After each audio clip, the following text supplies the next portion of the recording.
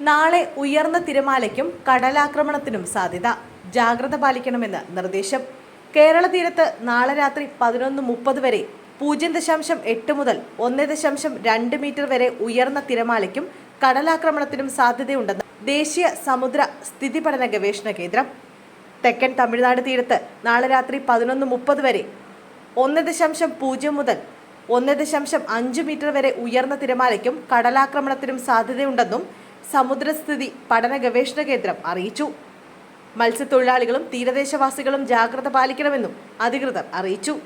കടൽക്ഷോഭം രൂക്ഷമാകാൻ സാധ്യതയുള്ളതിനാൽ അപകട മേഖലകളിൽ നിന്ന് അധികൃതരുടെ നിർദ്ദേശാനുസരണം മാറി താമസിക്കണം. മത്സ്യബന്ധന ബോട്ട്, വള്ളം തുടങ്ങിയവ ഹാർബറിൽ സുരക്ഷിതമായി കെട്ടിയിട്ട് സൂക്ഷിക്കണം.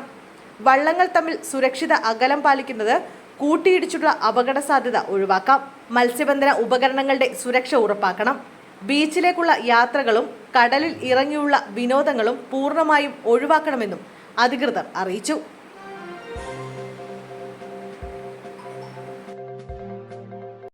എറണാകുളത്ത് ജോലി വാഗ്ദാനം 7.5 കോടി തട്ടി. കൊടുങ്ങല്ലൂർ സ്വദേശി സൂരജാണ് തൃപ്പൂണിത്തുറ പോലീസിന്റെ പിടിയിലായത്. അയർലൻഡ് ഉൾപ്പെടെയുള്ള വിദേശ രാജ്യങ്ങളിലെ സ്ഥാപനങ്ങളിൽ ജോലി നേടിക്കൊടുക്കാം എന്ന് വാഗ്ദാനം ചെയ്തായിരുന്നു തട്ടിപ്പ്. 350 പേരിൽ നിന്നും 2 ലക്ഷം രൂപ വീതം 7.5 കോടിയാണ് തട്ടിയത്. ജോലി ലഭിക്കാതായതോടെ ഉദ്യോഗാർത്ഥികൾ ബന്ധപ്പെട്ടപ്പോഴാണ് തട്ടിപ്പ് മനസ്സിലായത്. പിന്നാലെ പോലീസിൽ പരാതി നൽകി. തൃപ്പൂണിത്തുറയിൽ വാടകയ്ക്ക് താമസിക്കുന്ന കൊടുങ്ങല്ലൂർ സ്വദേശി സൂരജിനെ ഹിൽ പാലസ് പോലീസ് അറസ്റ്റ് ചെയ്യുകയായിരുന്നു. സംസ്ഥാനത്തിന്റെ വിവിധ ഭാഗങ്ങളിൽ ഇയാൾക്കെതിരെ നിരവധി കേസുകൾ രജിസ്റ്റർ ചെയ്തിട്ടുണ്ട്. സൂരജിന്റെ കൂട്ടാളികൾക്കായുള്ള അന്വേഷണം ഊർജിതമാക്കിയിരിക്കുകയാണ് പോലീസ്.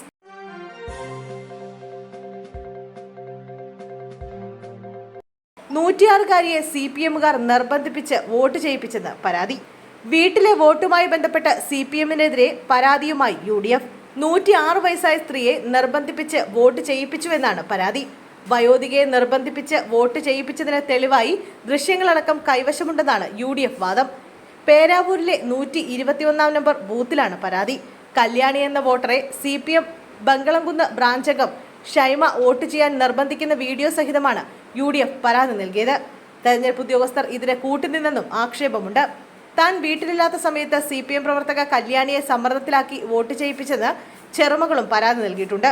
മുതിർന്ന പൗരന്മാർക്കും ഭിന്നശേഷിക്കാർക്കും വീട്ടിൽ വോട്ട് ചെയ്യാൻ സൗകര്യമൊരുക്കുന്ന വീട്ടിലെ വോട്ട് സംവിധാനത്തിൽ കണ്ണൂരിലാകെ ക്രമക്കേടാണെന്നാണ് കോൺഗ്രസ് ആരോപണം.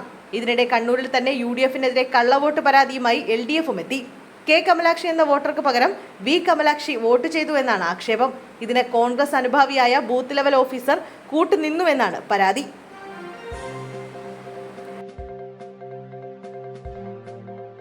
സഹോദരങ്ങൾ വീട്ടിനുള്ളിൽ മരിച്ച നിലയിൽ, അമ്മ അബോധാവസ്ഥയിൽ, അച്ഛനെ കാണാനില്ല. മയൂർ വിഹാറിൽ സഹോദരങ്ങളെ മരിച്ച നിലയിൽ കണ്ടെത്തി. മയൂർ വിഹാർ ഫേസ് 1-ലെ 15ഉം 9ഉം വയസ്സ് മാത്രം പ്രായമുള്ള സഹോദരങ്ങളെ മരിച്ച നിലയിൽ കണ്ടെത്തിയിരിക്കുന്നത്. ഇവരുടെ അമ്മയെ അബോധാവസ്ഥയിൽ കണ്ടെത്തിയിട്ടുണ്ട്. അച്ഛനെ ഇന്നലെ മുതൽ കാണാതായെന്നാണ് പോലീസ് അറിയിക്കുന്നത്. സംഭവത്തിൽ പോലീസ് അന്വേഷണം ആരംഭിച്ചിട്ടുണ്ട്. അമ്മയെ ആശുപത്രിയിലേക്ക് മാറ്റി. കുട്ടികളുടെ മൃതദേഹം പോസ്റ്റ്മോർട്ടത്തിനുള്ള ഏർപ്പാടുകളും ചെയ്തു വരുന്നു.